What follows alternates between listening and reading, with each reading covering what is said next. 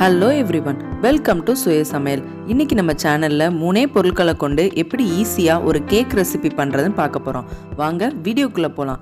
அதுக்கு முன்னாடி நம்ம சேனலை இன்னும் சப்ஸ்கிரைப் பண்ணலைன்னா சப்ஸ்கிரைப் பண்ணிக்கோங்க. பக்கத்துல இருக்க பெல் பட்டனையும் பிரஸ் பண்ணிக்கோங்க. கேக் செய்யறதுக்கு தேவையான பொருட்கள்: 2 cup left over biscuit, 1 cup பால், 1/2 டேபிள் ஸ்பூன் பேக்கிங் பவுடர். நான் 2 கப்பு லெஃப்ட் ஓவர் பிஸ்கட் எடுத்திருக்கேன்.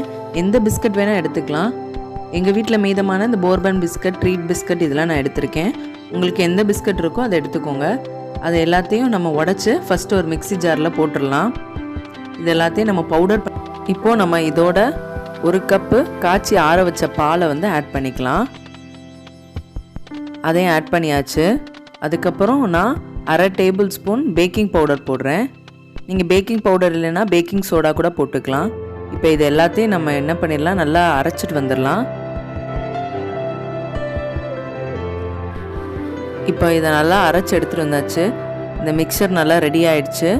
இதை நம்ம எந்த இதில் வச்சு பேக் பண்ண போகிறோமோ அந்த பேனில் இதை மாற்றிக்கலாம். அதுக்கு முன்னாடி ஒரு கடாயில் ஒரு ஸ்டாண்டு வச்சு அந்த கடாயை நல்லா ப்ரீஹீட் பண்ணிக்க போகிறேன். அதை நல்லா சூடு பண்ணிக்கோங்க. அது ஒரு 10லேருந்து ஒரு 15 நிமிஷம் போல் நல்லா சூடு பண்ணிக்கோங்க. இப்போ நான் ஒரு நெய் தடவின பாத்திரத்தில் என்ன பண்ணிக்கிட்டேன்னா அந்த பிஸ்கட் மிக்சரை மாற்றிக்கிட்டேன்.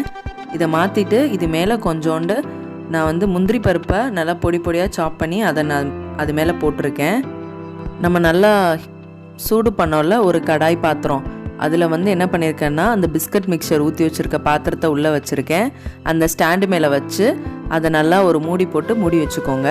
அதை நம்ம என்ன பண்ண போகிறோன்னா ஒரு 1/2 மணி நேரம் நல்லா குக் பண்ண போகிறோம். இது நான் கொஞ்சம் உயரமான பாத்திரம் வச்சுருக்கனால எனக்கு 1/2 மணி நேரம் ஆச்சு. நல்லா குக் ஆகிடுச்சான்னு சொல்லி ஒரு டூத் பிக்கு அப்படி இல்லைன்னா ஒரு கத்தி வச்சு பாருங்கள். ஒரு 30 நிமிஷத்துக்கு அப்புறம் நம்மளோட கேக் சூப்பராக ரெடி ஆகிடுச்சு. இதை நான் ஒரு பிளேட்டில் ட்ரான்ஸ்ஃபர் பண்ணியிருக்கேன்.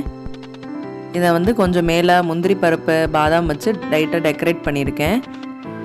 ஒரு 30 நிமிஷத்தில் அழகாக நம்மளால் ஒரு கேக் ரெடி பண்ண முடியும். நம்ம வீட்டில் இருக்க லெஃப்ட் ஓவர் பிஸ்கட்டை வச்சு சூப்பராக இந்த கேக் ரெடி பண்ணியாச்சு.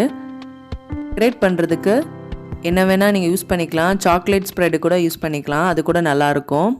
கண்டிப்பாக இந்த கேக்கை ட்ரை பண்ணி பாருங்கள். இது ரொம்ப சிம்பிளான ரெசிபி.